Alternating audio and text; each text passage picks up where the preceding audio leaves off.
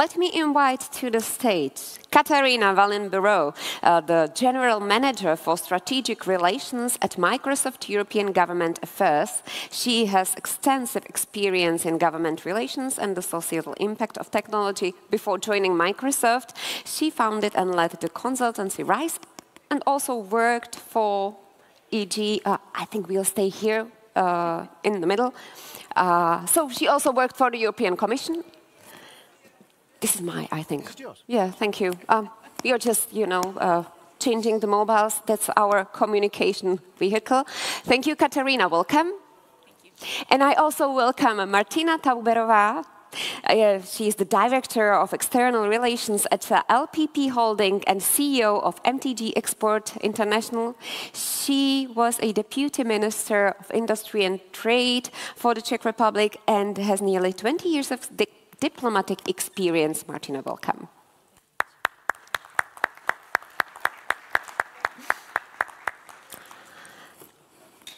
Closer to us, please. Oh, you know, sorry for that. We just switched it with the pictures, but I think it's quite visible, so that should be okay. Katarina, I start with you, even though the first question I have is the same for both of you. So, where do you see the biggest opportunities AI brings for the society and the security of the society? Thank you, Michala. Great to be here. Nice to see you again, Martina. Thank you all for putting up with this session in English, as otherwise it would be a little challenging for me. So I think it's still early days. It's early days to say ultimately what the impact of AI will be on security and society. But if it ends up being as transformative as we at Microsoft, and I'm sure everybody here expects, so you know, tantamount to a fourth industrial revolution after the steam engine, electricity, the internet, then we, of course, need to get prepared. We're also increasingly defining artificial intelligence as a general purpose technology. So it, of course, has a very wide range of uses, as you were alluding to in your introduction. It's not like a lawnmower or a hairdresser or a hairdryer that can only do one thing for us. It actually will impact everything from manufacturing to transport to healthcare to education to many, many different uses. And so I'm based in Brussels. Just this week we had the European Council on Defense in Brussels, and in their conclusions yesterday they emphasized how Europe must become more reliant on its own defense, must become much more ready and prepared to address security threats today and in the future. And of course, technology is a really key part of bolstering our defense, as Martina knows better than I do. And can play a really critical role in ensuring that Europe steps up in that area. There were talks about increasing investment by 800 billion euros, which is an unprecedented step. Having said that, of course, technology and AI is both a tool and a weapon. And as you said, there are opportunities and there are challenges. So in the same sense that it will help us bolster our own security, it will also be used by bad actors in the same arena. So whether it's attacking cybersecurity threats or hybrid warfare, the bad actors will be equally equally able to leverage the same technology, which is why, of course, it's so critical that we build in safeguards. And I would say the other big area that we are looking at, and which was just highlighted in the e-commerce panel before us, is how do we sort of, when alluding to the balance, you said we ensure an innovation-friendly environment by focusing specifically on the threats and how they impact the particularly vulnerable populations. So women, children, elderly, online fraud, etc. How do we specifically address those challenges? And maybe we can talk about that a little bit definitely we will. But as you mentioned, Martina is representing a technology company from a defense sector. And I think that's a field where the artificial intelligence gives us a huge, huge opportunities. Indeed. Hello to everyone. I would like to start by thanking the organizers for giving us the opportunity to be able to speak here on this panel and to represent the views of Czech technological company that is active in defense and security areas. The LPP, as I said, is a holding company, roughly consisting of 13, 14 dominantly startup companies that are very active in developing on a daily basis cutting-edge technologies, AI-based systems that have and can have a profound positive implications on our national security and defense capabilities. Now, the message I would like to convey is that, as it has been stated on a number of occasions during this morning or different panels, that the AI poses us tremendous opportunities for our growth and innovation and competitiveness. But also the message I would like to convey is that we should be aware of positive implications AI technologies can have on our national security and the defense capabilities, particularly in the current geopolitical context. Yes, there are tremendous challenges, but I think that we should be all aware of what is happening on the security front, what is happening on the geopolitical scene, and that every state and government has a profound responsibility, and that is to keep its citizens safe. And we should be able to, as technological company, to be able to come up as positive and partners to the government and bring up our technologies, and the government and our military should be more inclined to implement those and use them to the full potential which we are bringing to the table. Yes, we know that it may be a good servant, but not a good ruler. So, Katarina, Microsoft is one of the leaders in AI ethically adoption. What do you see as the key principles of responsible AI development? So, yeah, Microsoft has taken an early approach to responsible AI. And I think it's important to say that we think it's important to focus on responsible AI, because the more you build trust in AI, the more you will see adoption, and the more we'll be able to realize all the benefits that Martina just spoke about. We have a set of principles that are core to how we think about developing our AI products and services.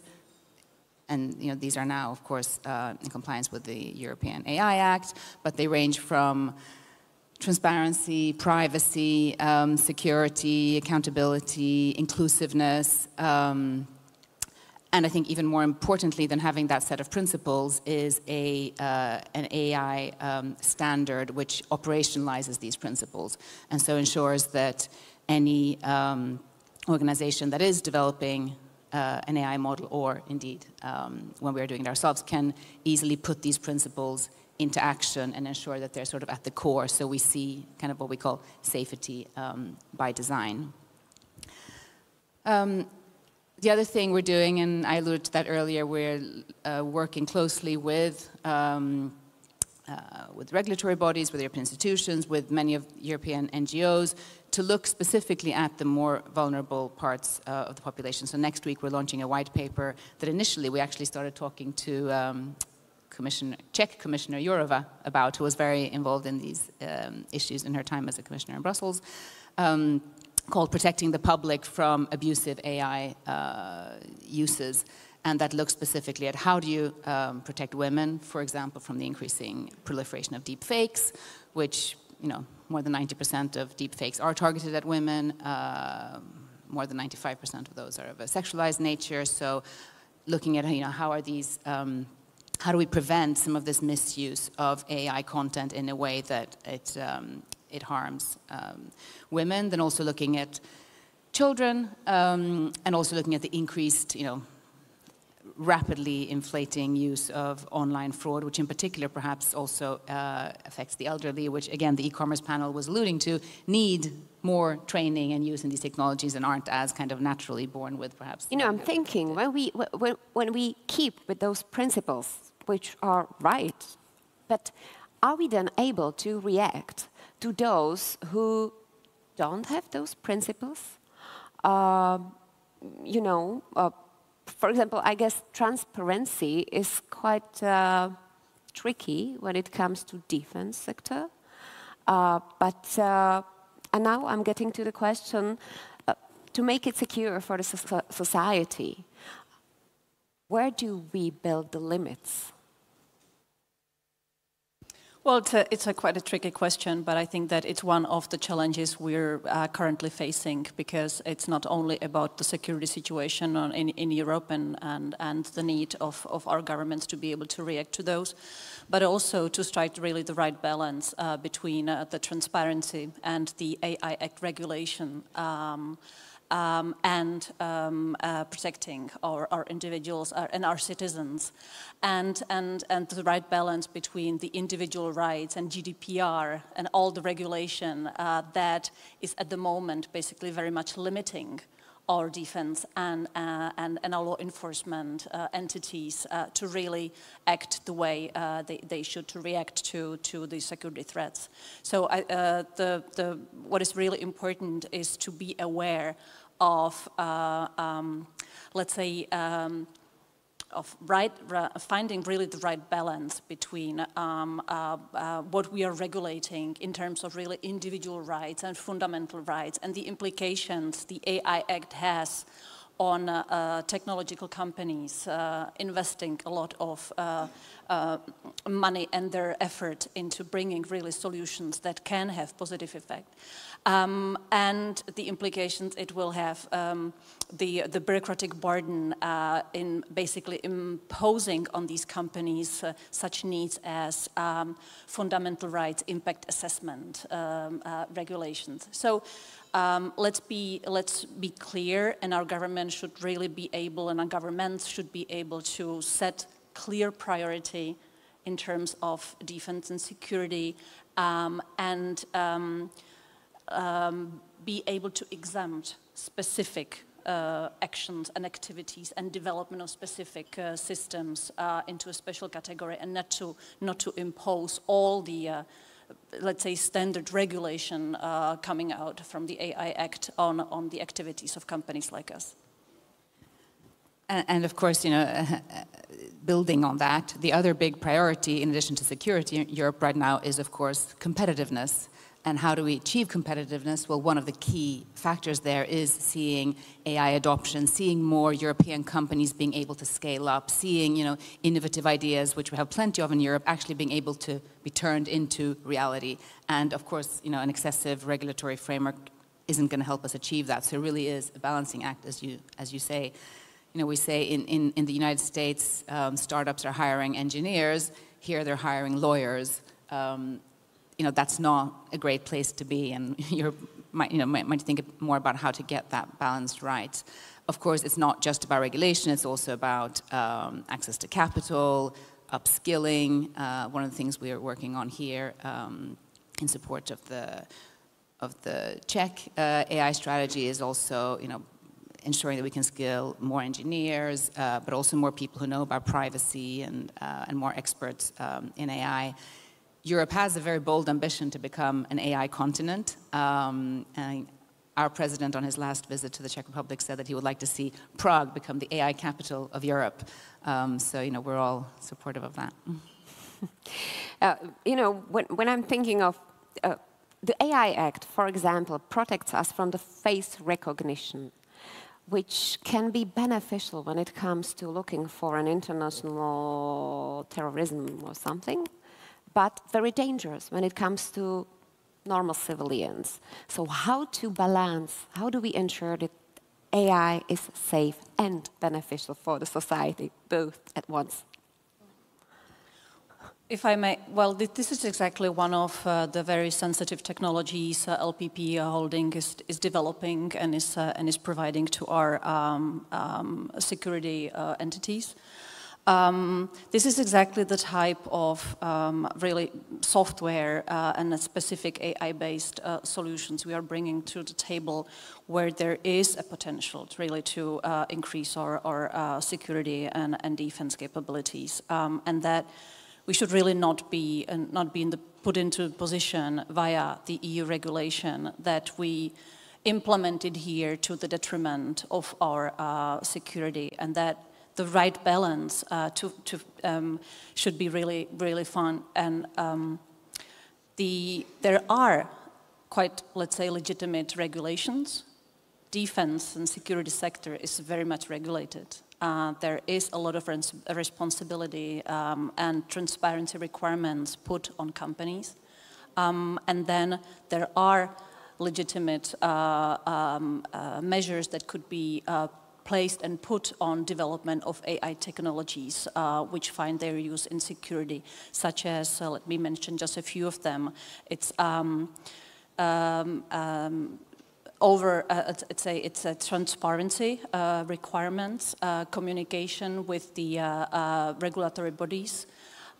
It is also some specific safety features that could be installed into the AI system, such as the red button or let's say kill switch, that enables human operators to immediately take over the control of the system. But let's not really undermine our innovative potential of our companies that could be really used in the areas such as face recognition, as it is important when you look at the trafficking of people, when you look at the situation at airports, border controls. These are legitimate areas where our security entities and law enforcement bodies should have these very important tools that the AI is bringing to the table. Katarina, I think you may speak from the point of view of a small company, because you were in one, you built one, and a big company as such. So where do you see the regulatory bodies should be, what role should they play in this field, so that we reach what is the topic, secure society? Because we just touched upon it's both-sided. So we need not to limit it too much, over too much. But do we need regulation? I mean, this kind of technology, face recognition technology, of course, is one of those particularly sensitive cases where, you know, Martina just described all the good things it can do for our security, but equally, it's, you know, one of the preferred tools of some of the less appealing dictatorial regimes around the world. So depends who holds it. You know, it again comes back to it's a tool or a weapon, and what can be very good in the use of the right hands can be very bad in the use when used by bad actors. You know, I think coming back to which is why you know, we believe that a uniform and a clear regulatory regime and framework when it comes to AI is necessary, because it will ultimately build trust in the technology and increase adoption of the technology, but it needs to be one that isn't, you know, overly heavy-handed, that ensures that we can use it for all the, you know, most important use cases, that doesn't penalize small and medium-sized enterprises. And there, I think big companies, you know, like Microsoft, are trying to do everything to ensure access to our infrastructure, access to our models so that people can build on top of them, so that we can sort of play our part, because of course large companies have, it's, you know, easier for us to put the resources needed for compliance. Yeah. Martina wanted to point out, I was just wondering, is this discussion also going on in the US? Or is it only Europe still discussing where the regulations should become and where it should end? I think this is a global discussion, and it's not just happening in Europe. It's happening at the UN. It's happening, you know, in the G7.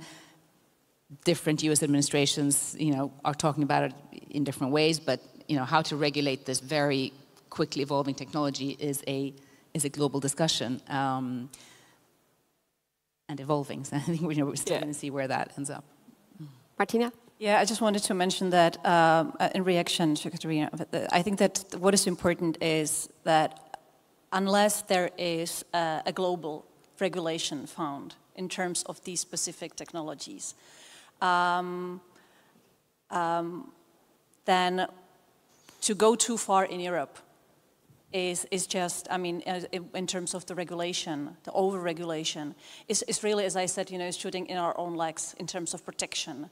Because if we cannot regulate the adversaries, our adversaries, then limiting our reaction ability and protection would be really, you know, to the detriment of us, not only of the Czech society, but also overall in Europe. And if you look at the approach of the Trump administration, not only vis-à-vis Europe, but vis-à-vis AI technologies and innovation, the drive they're going really to place because they understand what implications and positive benefits it will have on their national security, then there is something we should really, you know, think twice in Europe before we start the implementing the AI Act in very regulatory mean.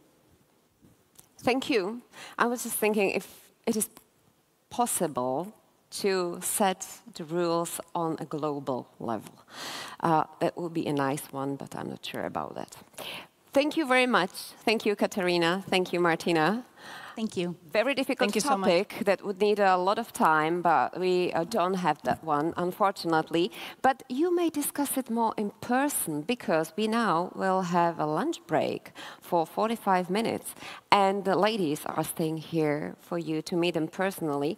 And we'll be looking forward to meeting you here at the main hall at 1:15 p.m. But now, enjoy the lunch. And some of you are also visiting an economic forum with a new era of cybersecurity. So that one you'll find in Saloon 1 and 2. I'll be looking forward for you here in the main hall, 1:15. Thank you, ladies. Thank you very much.